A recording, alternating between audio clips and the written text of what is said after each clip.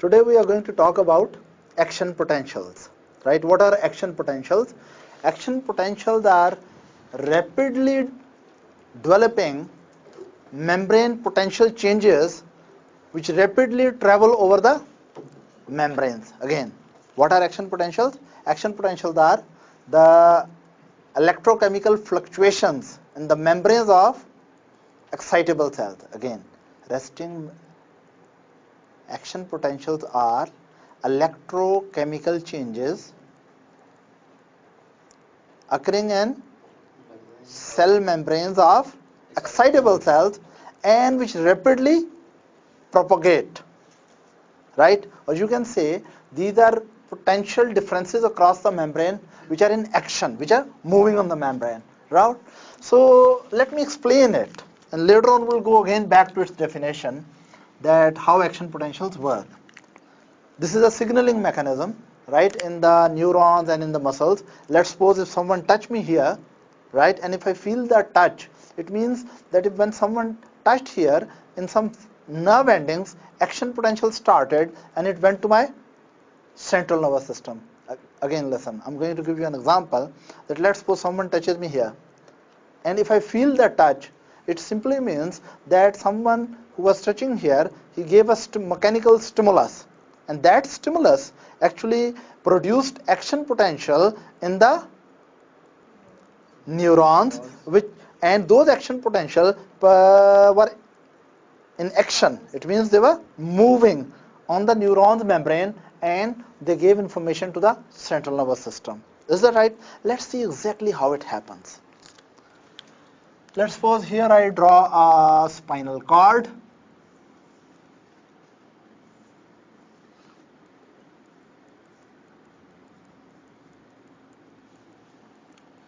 And let's suppose that here is a neuron. This is a sensory neuron. Its cell body is present in the dorsal root ganglion, and sensory neurons have one peripheral process and the other process which is called central process. So what is really happening, that this is a sensory neuron which is supposed to take stimulus information from the peripheral part of the body to the central nervous system. And now this part of the neurons, I make it very large so that we can really understand that what's going on. I've enlarged this part. Actually, what I'm trying to show, that this part of the neuron is in the finger. Is that right? Someone is touching here, and we'll see how the touch will produce action potential and how the action potential will move in this membrane of the neuron cell and eventually go to the central nervous system. Is that right?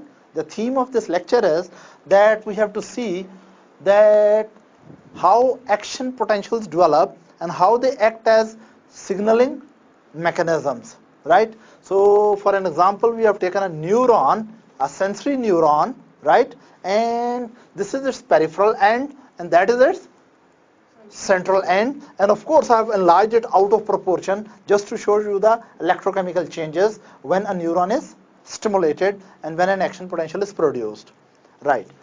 First of all, we'll go back to resting membrane potential, because resting membrane potential is altered and converted into action potential, right, in excitable cells. Excitable cells are the neurons and muscle cells. Only neurons and muscle cells or excitable cells can undergo the process of action potential generation, right? Now let's see. First of all, the basic. Like all other cells, this neuronal cell is also having sodium potassium ATPases, right? Like all other cells, and their membranes are having sodium potassium ATPases are constantly throwing the sodium out, very good, and concentrating the potassium in, right? And what really happens, that because the sodium potassium ATPases are working in all neuronal membrane, rather all human cells, including this neuronal membrane, so they are constantly pushing the 3 sodium out and bringing 2 potassium in. In this way, this neuron is on internal side very rich in potassium, and it is surrounded by the fluid which is very rich in sodium, right? Then you know that when the cells are resting, or neurons or muscle cells or any other cell, when they are resting, when they are not excited, the membranes are permeable to potassium, but the membranes are not permeable to sodium significantly. So if this is a resting neuron, it is yet not stimulated. It is, up to now it is not stimulated, right? So this must have potassium leaky channels, potassium ungated channels, or leaky channels which leak on all the time. And due to these potassium leaky channels, whatever potassium keep on diffusing out. When potassium is diffusing out, it will develop diffusion potential for the potassium, and it will keep on diffusing out until equilibrium potential is achieved for the potassium. And in lectures of the resting membrane potential, we have discussed that in most of the cells, resting membrane potential may be somewhere between minus 90 to minus 70 millivolt. Let's suppose in this particular neurons, enough potassium diffuses out and leaves behind enough anions that resting membrane potential is, let's suppose, minus 90 millivolt. You can take any value for understanding minus 70 or minus 90. Again, up to now I have just discussed that this is a model of a neuron, right? And we have just discussed that like all other cells, neurons also have sodium potassium ATPases. They are pumping the sodium out and accumulating potassium in.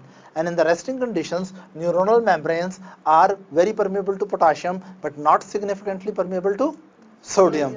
Due to that reason, potassium keep on diffusing out, right? And this diffusion potential of potassium reaches near the equilibrium potential for potassium, and that is actually the resting membrane potential for this neuron. Now this neuron is resting.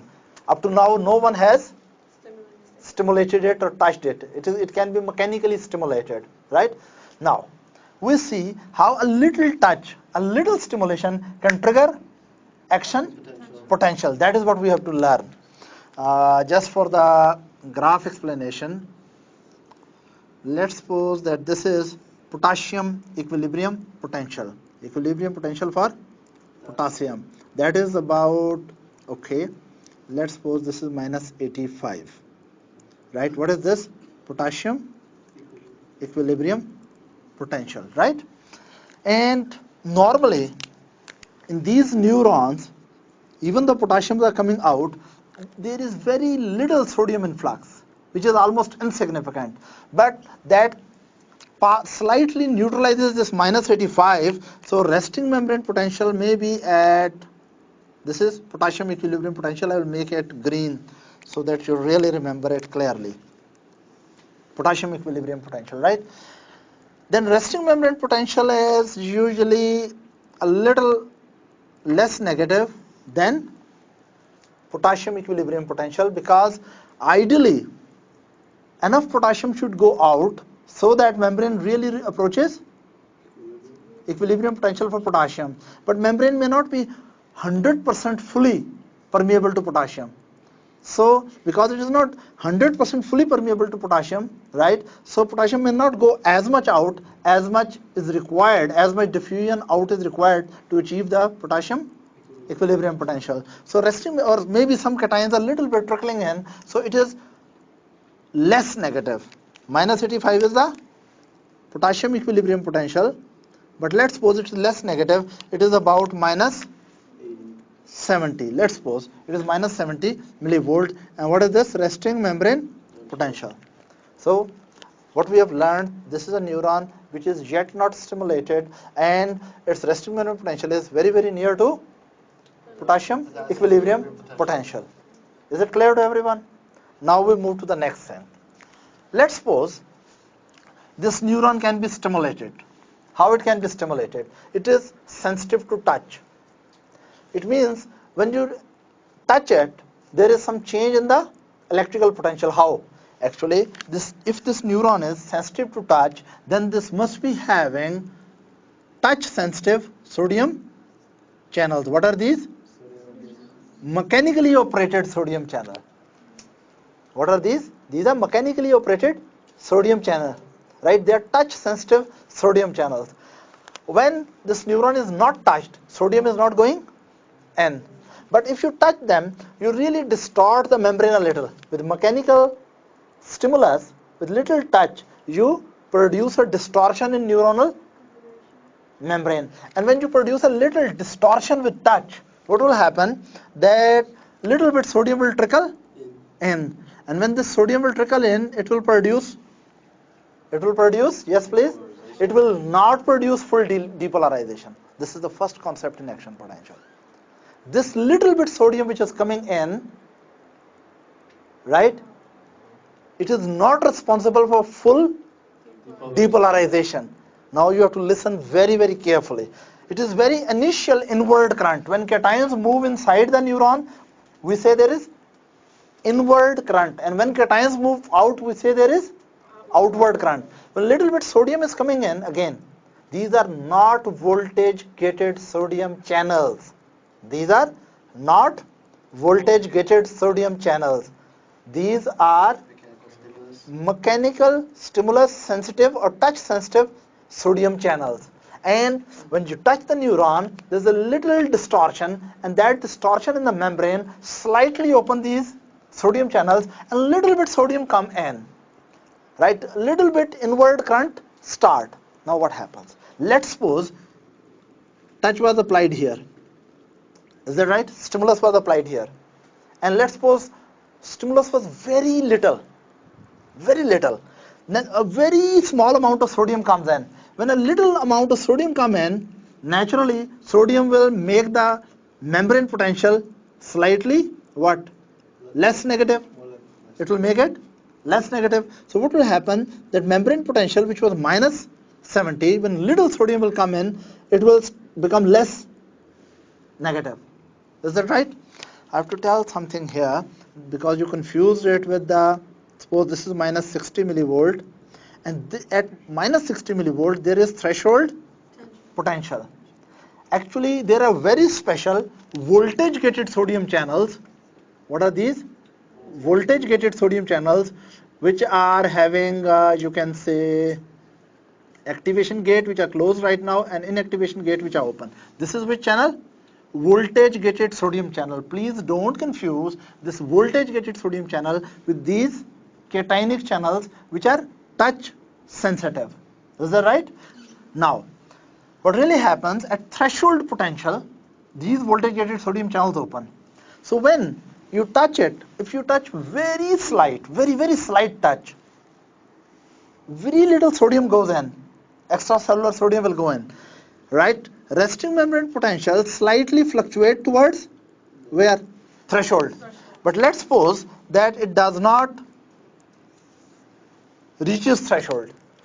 It was so small and so slight touch, so little stimulus energy, the little sodium which come in made the resting membrane potential less negative, but for example from minus 70 it got minus 65, but it could not reach to minus 60. So it means it did not touch the threshold, and it means voltage gated sodium channels did not open. Now when little sodium comes in, membrane potential will fluctuate from resting towards the threshold, but because enough sodium did not come in, this potential difference will die out.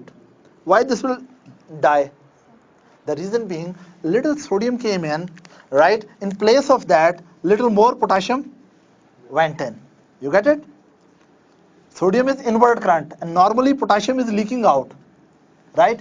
For example, if 10 sodium came in and 10 additional potassium went out, membrane will go back to its resting membrane potential. So what really happened? You applied a very little stimulus. We applied a very little stimulus which was less than threshold. So we call this stimulus sub-threshold stimulus. What is the stimulus?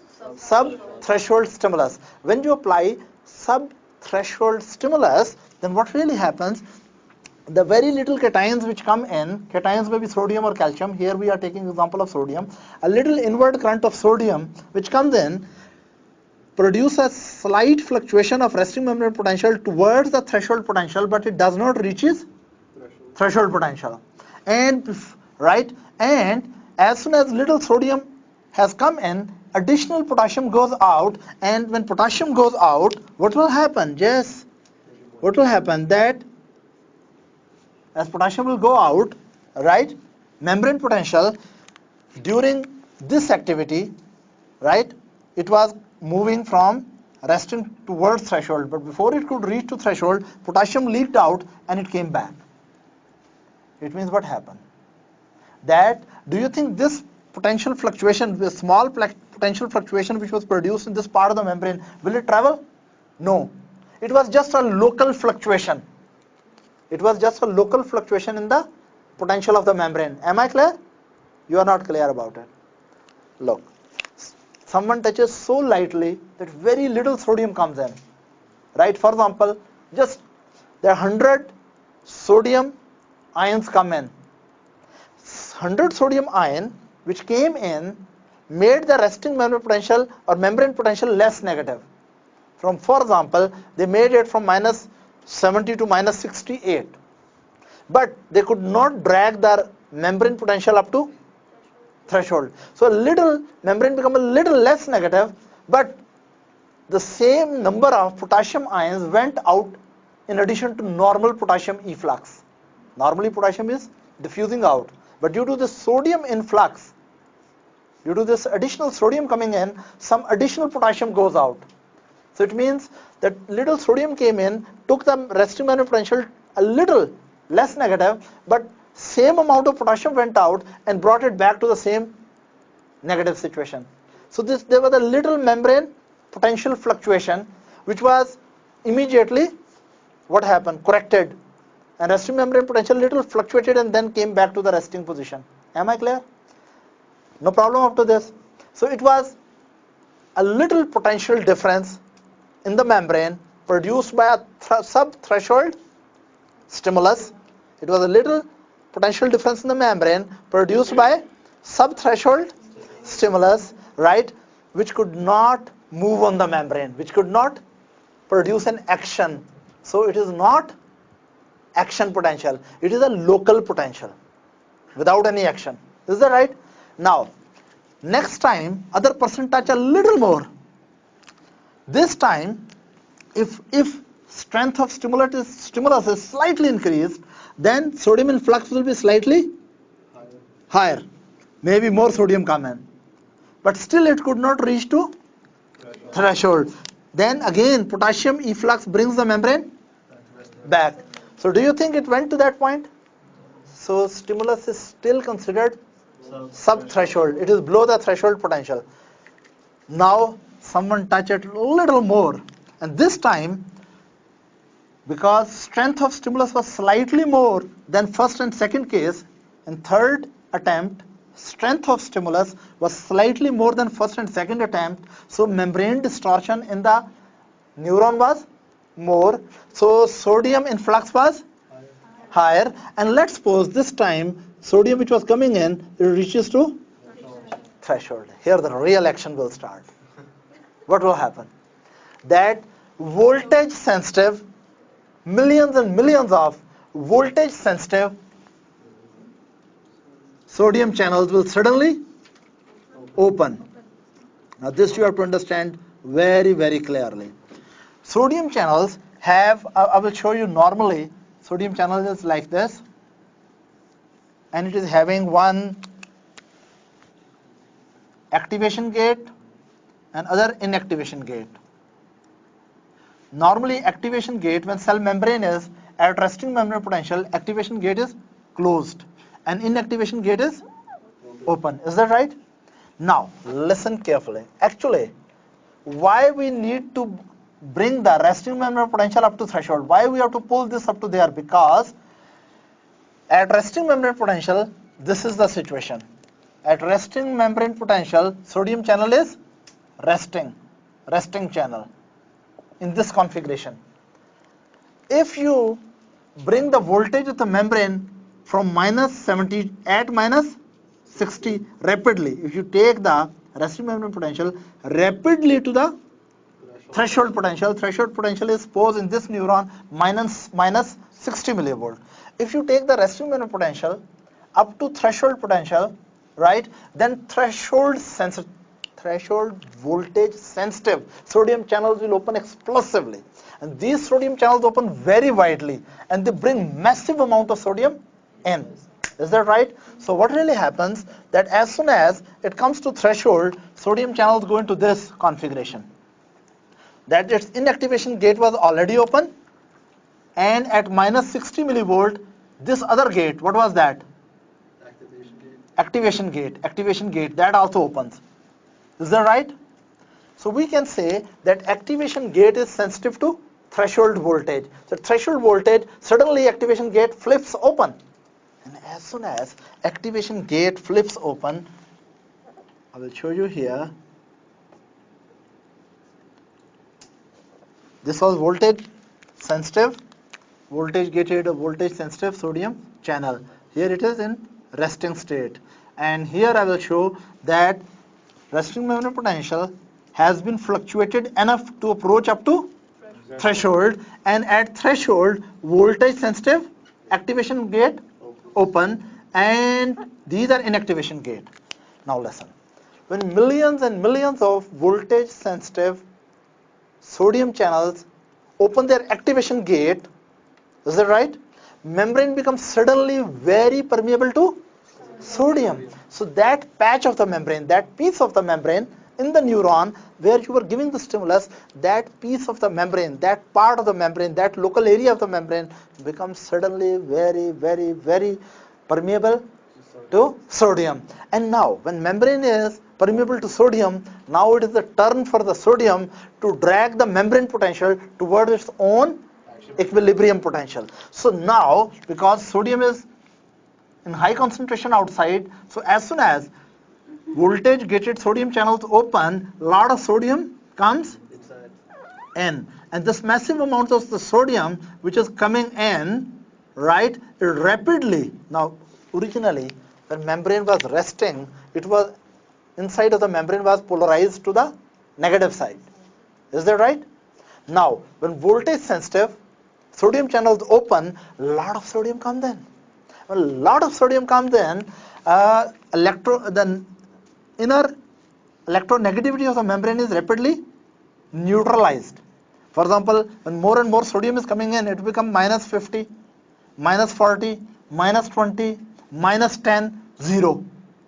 So it means that as more and more sodium is coming in, right, membrane potential will, from threshold, will rapidly rush to where? It will rapidly move towards sodium equilibrium potential. Let's suppose that it is 0. Sodium equilibrium potential is minus 65 millivolt. This is sodium equilibrium potential, and this is 0 point.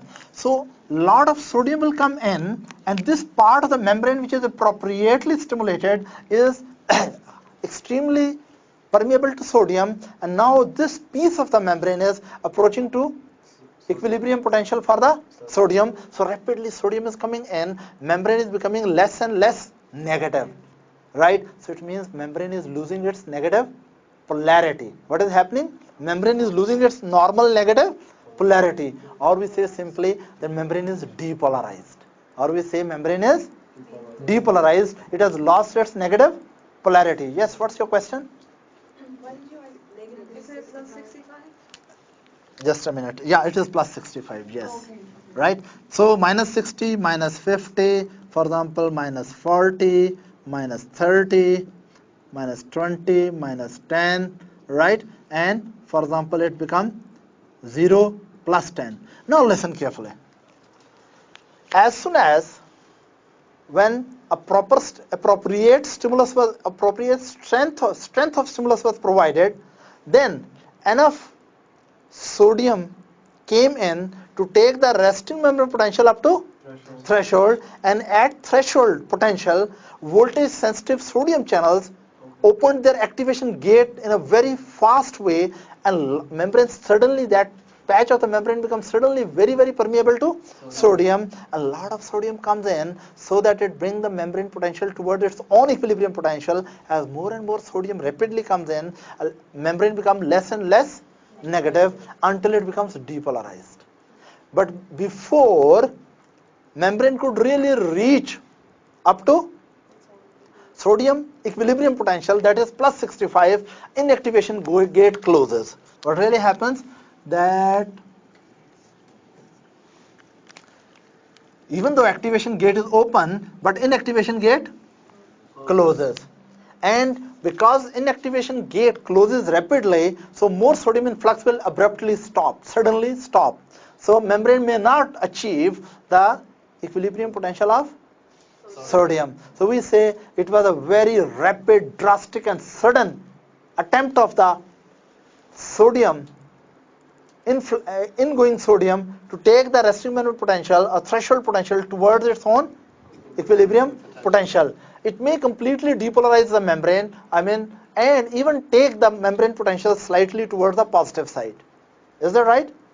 Now, at this moment, we can say at this particular moment, what has happened?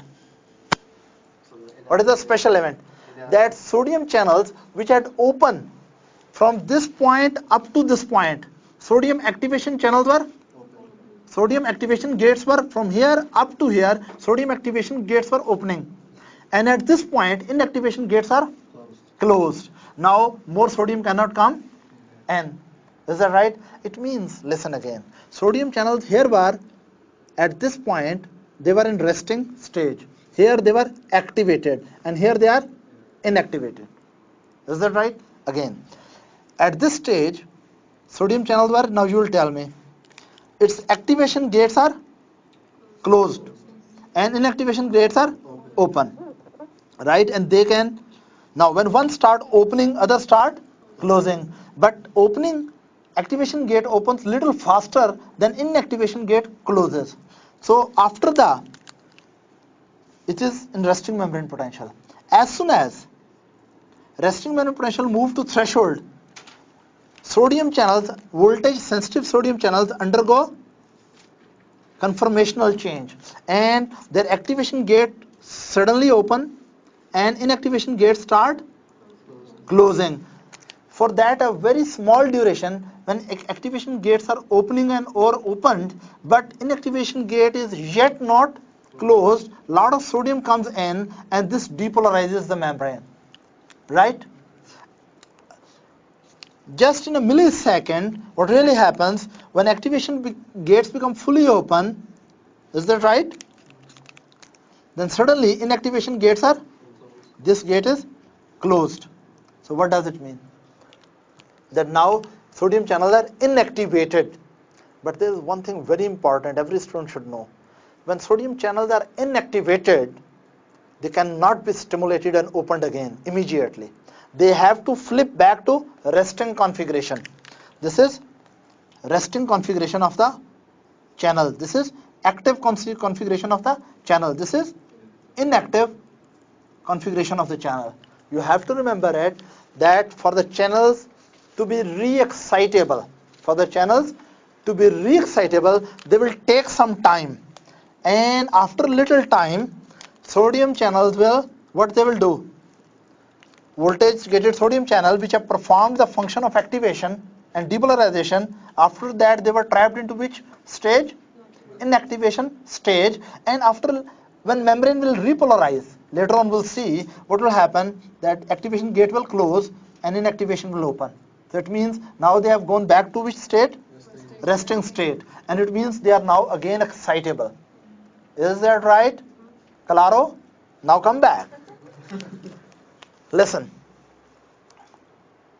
What we have done up to now, that first of all we did subthreshold stimulus, very small stimulus, very little sodium came in, but whatever little sodium came in, same amount of potassium went out, so resting membrane potential could not reach up to threshold, and this local fluctuation, the potential died out. Is that right? This was local potential which died out. Then what happened? We did a little more stimulus. This time local potential was stronger, right? But still it could not reach to threshold, and it, due to potassium efflux, it also died out. Third time we gave, at least the strength of stimulus was so much that so much sodium came rapidly in. Is that right? There was so much inward current of the sodium due to stimulus that resting membrane potential really reached to threshold. When membrane potential reach up to threshold voltage, then voltage sensitive sodium channels opened their activation gates explosively, and massive amount of sodium rapidly came from outside to inside of the membrane and tried to make the membrane, as more and more sodium is coming in, what is happening? Membrane is moving rapidly towards sodium equilibrium potential. From potassium equilibrium potential, membrane is rushing to sodium equilibrium potential. Is that right? So, and during this process, membrane become progressively less and less negative, and even it may become completely depolarized, and little overshoot may occur. Overshoot means the membrane potential above the 0 point. This was 0 points. A little overshoot may occur, right? But by the time, right, membrane is completely depolarized, but yet not so much sodium has come that it could take it to threshold. Before membrane potential could reach to the, before the sodium influx could take the membrane potential up to the sodium equilibrium potential, before that inactivation gate closes. So this was just a very humble attempt of the sodium, but it failed to reach up to equilibrium. Before that it shut off. When these channels, inactivation channels, gates close down, when inactivation gates close down, sodium channels, voltage gated sodium channels are trapped into which phase? Inactivation phase. Almost at the same time, voltage sensitive potassium channels open. Which channels open? Voltage sensitive potassium channels open, and they open their gate. Actually, listen now carefully. When membrane was getting depolarized, potassium channels are also sensitive to depolarizing current, but they open with a little delay.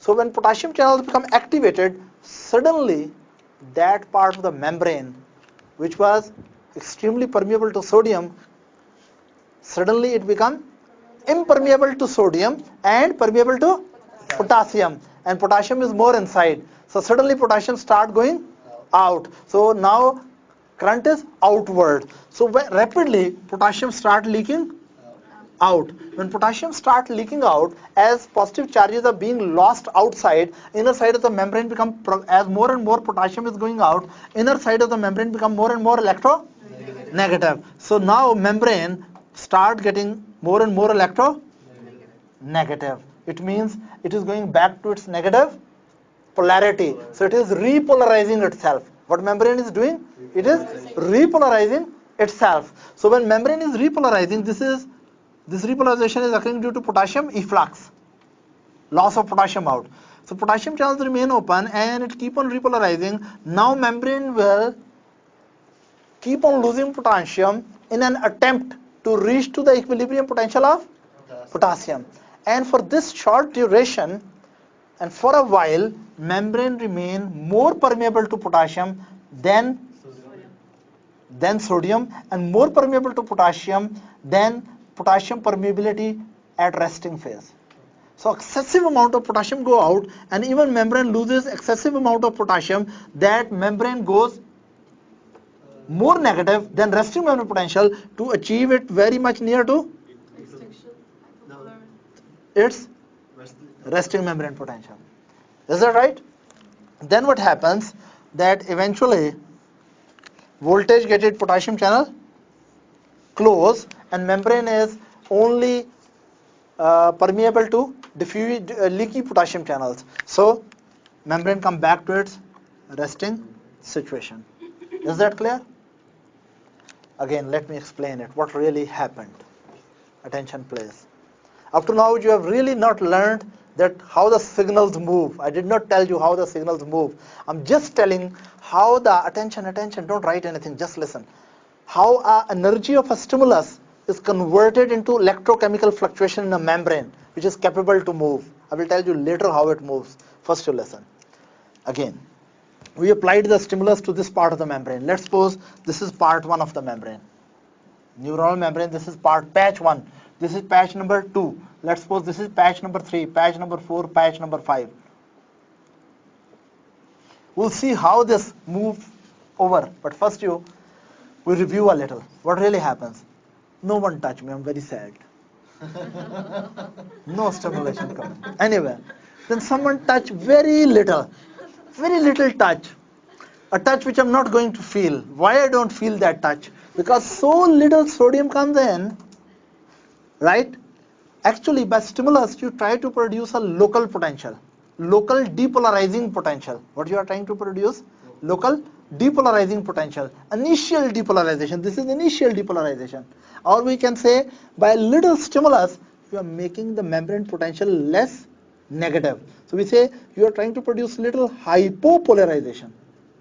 Because if membrane move upward, that is hypopolarization. If membrane potential move downward, it is hyperpolarization. Whenever membrane becomes slightly less negative, it is hypopolarized.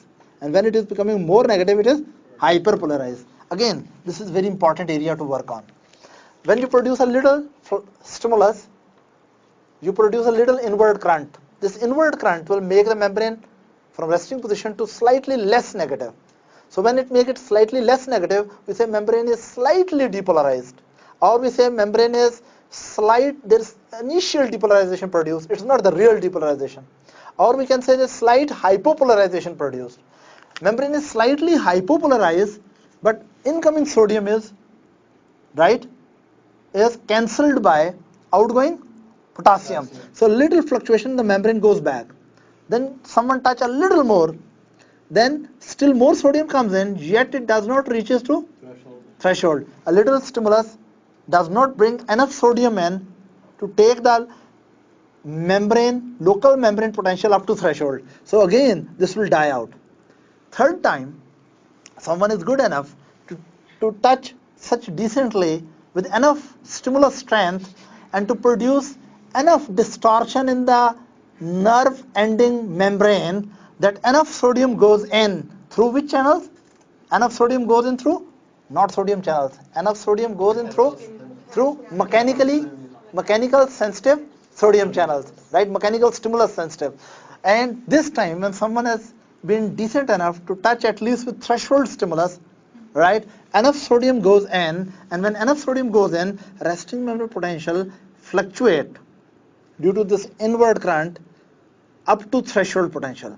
As soon as this neuron, this piece of the membrane achieves threshold potential, millions of voltage gated sodium channel open their activation gate, and a lot of sodium comes in, and resting membrane potential, threshold potential rapidly approaches to, it is moving towards, now membrane potential from the threshold potential is due to heavy influx of sodium. Membrane potential from the threshold potential is rapidly moving towards the equilibrium potential of sodium. During this process, membrane becomes less and less negative, and eventually negative polarity of the membrane is completely lost. Negative polarity of the membrane is completely lost, and membrane becomes depolarized, and it may even produce a little overshoot. But at this point, two things occur. Number one, that voltage gated sodium channels, inactivation channels are closed. Number two, voltage sensitive potassium channels open. So when voltage gated sodium channels close, inward current stop. And when voltage gated potassium channels open, then outward current start. So sudden abrupt stoppage of sodium influx and onset of potassium efflux, and rapid potassium efflux, because these are not leaky channels, these are voltage gated potassium channels. These are different than simple leaky channels. So when they open up, potassium rapidly goes out because it wants to bring the membrane potential back to the potassium equilibrium potential. As more and more potassium is going out, membrane gets more and more electronegative. As membrane is getting more and more negative, it means it is going back to its negative polarity. So it may become repolarized. And once it has reached to the level of repolarization back to its resting membrane potential, once it reaches back to the, what is this, resting membrane potential, so potassium channels still remain open unduly, excessively for a short time. So potassium keep on moving excessively, and even membrane potential become far less negative, become more negative than resting membrane potential. Is that right? It means, look, when membrane potential was moving from here up to here, we say local depolarizing current was produced. What was produced? Local depolarizing current was produced. As soon as it reaches to threshold, then full depolarization is produced. Is that right? When? Due to opening of sodium channel. Here inactivation of sodium channel occur and activation of potassium channel. That starts the repolarization. As more and more potassium goes out, membrane keep on repolarizing and it reaches up to resting membrane potential. But because voltage gated potassium channel remain open for longer time, ideally they should close here, but everything is not ideal, including the potassium channels. So they remain open, they are sluggish to close. Once they open their mouth, it's slow to close. So what happens? They take longer time and excessive amount of potassium goes out and membrane even become more electronegative than resting membrane situation. We say membrane has become hyperpolarized. What is this? Membrane is hyperpolarized. Is that right? Am I clear? Now, it is not the real action I have not explained yet. What happens? Up to now we have seen only one thing. It's worth repeating again, but in a very brief. Up to now we have learned only one thing. There was a stimulus. Energy of the stimulus, right, brought inward current. If stimulus was threshold, enough inward current was brought to take the resting to threshold. And then lot of sodium came in and membrane got depolarized. Then potassium went out and membrane got repolarized. Is that right? And even hyperpolarized. Now there's one very important thing. We can show changes like this up to now. Here what was there? What was the potential difference here? Initially it was minus 70 millivolt. Is that right? When it came enough, it went to threshold. So what was this threshold? Minus 60. At minus 60, lot of sodium came in and it became plus 10, let's suppose. Is that right? Then lot of potassium went out and it became minus 70, and even for a very short time minus 85. Is that right? No problem? Now listen very carefully with both ears. Listen. When a lot of sodium was coming in, it means this piece of the membrane was getting depolarized. When this piece of the membrane was getting depolarized, sodium was coming in. This sodium which came in does not need any kind of visa to move forward. So what happened? The sodium which came in, like the floating ducks, it floats on the sides for 1 or 2 millimeter. This depolarizing current of sodium brings enough sodium in that this sodium, without any visa and permission, moves on the adjacent membrane. When it moves to the adjacent piece of the membrane, there are voltage gated sodium channels here. They will suddenly open. A lot of sodium will come in. So second part of the membrane will undergo depolarization. The sodium which has come here, it will take the third piece from resting to threshold, and lot of sodium will come here in. The sodium which come through the third patch of the membrane, which is producing the depolarization of third patch of the membrane, right? This sodium floats a little bit ahead in the neighboring membrane and take the resting membrane potential here up to threshold. Then this piece of the membrane undergoes depolarization. And when fourth piece of the membrane undergoes depolarization, this depolarizing current provides enough sodium to take the next neighboring piece of the membrane from resting to threshold. And then voltage gated sodium channels open here and sodium comes in. So what is really happening? Someone was kind enough to touch only here, and the electrical changes will move automatically. Again, what happened? When you depolarize one part of a membrane, this piece of the membrane undergoes repolarization, but its adjacent piece, resting membrane potential, goes to threshold. Again, let's suppose now this is my arm, and inside it there is a neuron which is taking information to the central nervous system. Someone touched here. So first of all, someone when touched here, I will not tell the name of the person who touched, but anyway, when someone touched here, yeah, you are laughing, people touch me also, not only young people like you. Yeah, he thinks only young people are touched. Right, listen. So when someone touched here and it produced a local fluctuation, if local depolarizing current was enough to produce what?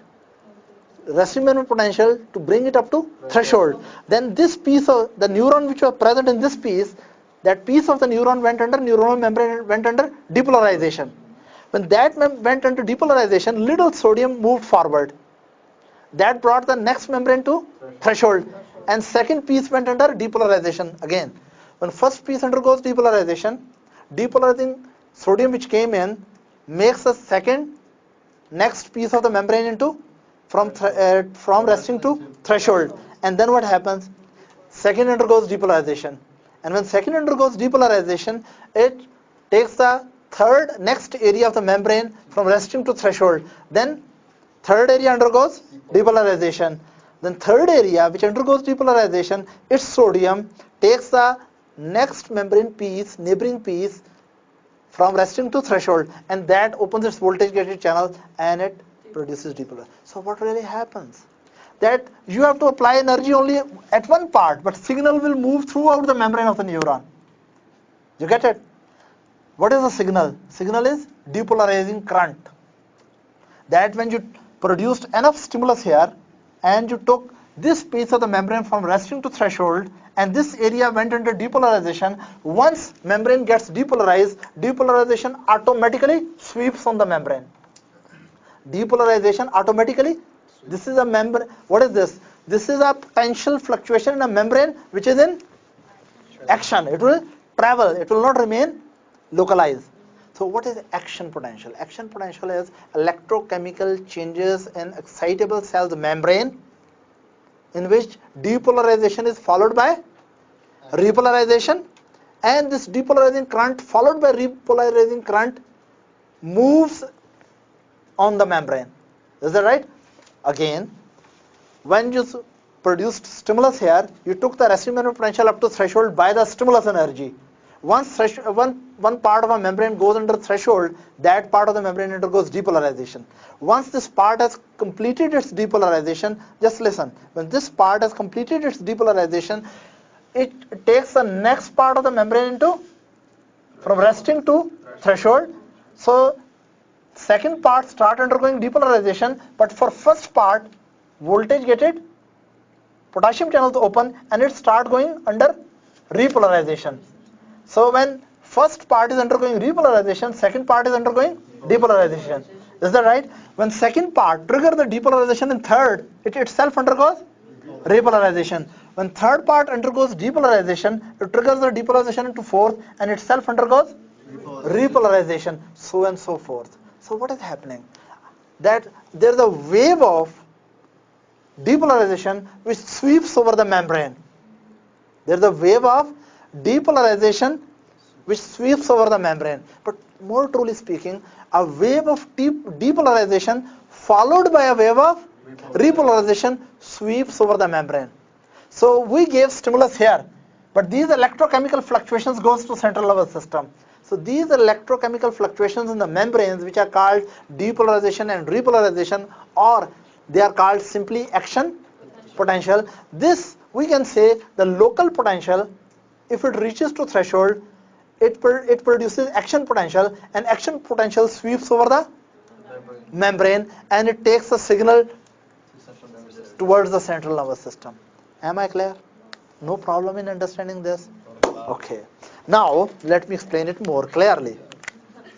What really happens that as depolarizing current goes to the central nervous system, it is followed by repolarization. You can imagine in another way. Another way, the way I look at it, that if you are standing here, okay, here you are with your long nose. If you are looking there, what you will find? Let's suppose it look like a membrane, big piece of membrane, a long road made of membrane, neuronal membrane. What you will find? Actually, someone just touched here.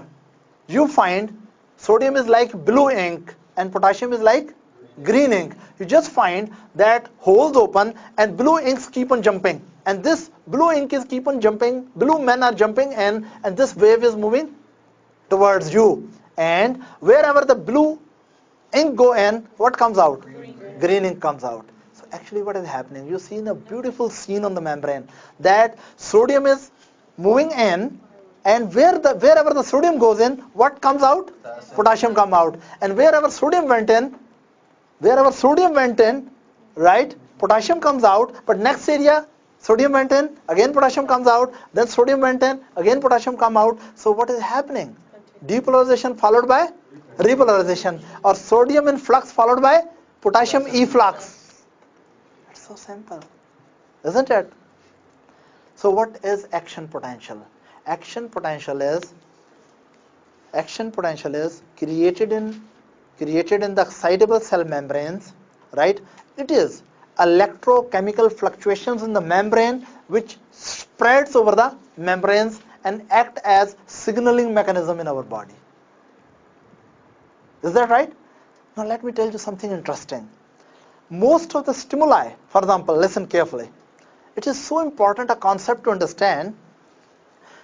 You see, let's suppose you put some sweet thing in your mouth. Your central nervous system knows that you have put sweet thing. How it knows? Do you think sweet molecules of sugar go to your brain? No. Molecules of sugar